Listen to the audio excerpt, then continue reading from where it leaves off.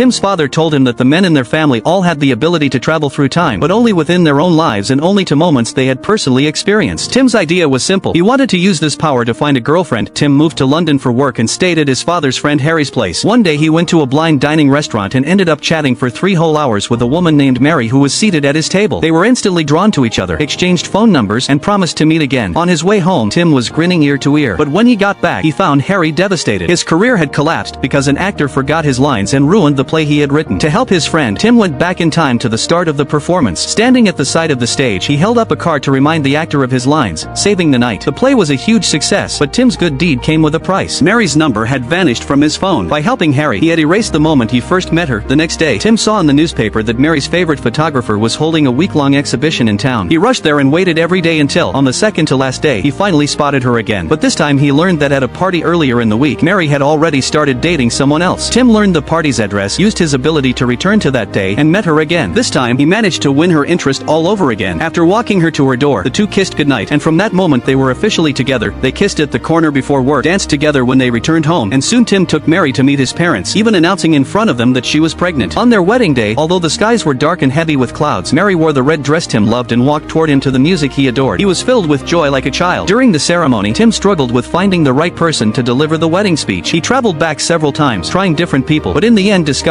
that his father was the only reliable choice. Even then, his father thought he had not done well enough and went back himself to improve it. After their daughter was born, the three of them lived a simple, happy life. But then one day, Tim's sister got into a car accident after fighting with her boyfriend and drinking before driving. Tim rushed to the hospital, and to stop the accident from ever happening, he went back 2 years and prevented her from meeting the unworthy man. While the accident was avoided, the cost soon revealed itself. When Tim returned home, he found that his daughter had turned into a son. His father explained the rule: once a new life is born, Tim could not travel back before that child's birth, because even the smallest change would alter which life came into existence. To get his daughter back, Tim had to restore everything. His sister's accident happened again, but with Tim and Mary by her side at the hospital, she realized the truth, ended the relationship, and began a new life. Everything returned to normal, and Tim stopped traveling back, choosing instead to enjoy ordinary days. Then came terrible news. His father had cancer and only a few days to live. He passed away quickly, and at the funeral Tim could not resist. He traveled back to when his father was still alive, and they sat on the couch talking and laughing. Though they were already separated by death and reality, Tim would still visit his father this way whenever he missed him. One day Mary became pregnant again, and Tim understood that once this child was born, he would no longer be able to go back and see his father. Life, however, must move forward. On the day before the birth, Tim traveled back one final time to say goodbye to I. In the end, Tim's life continued on.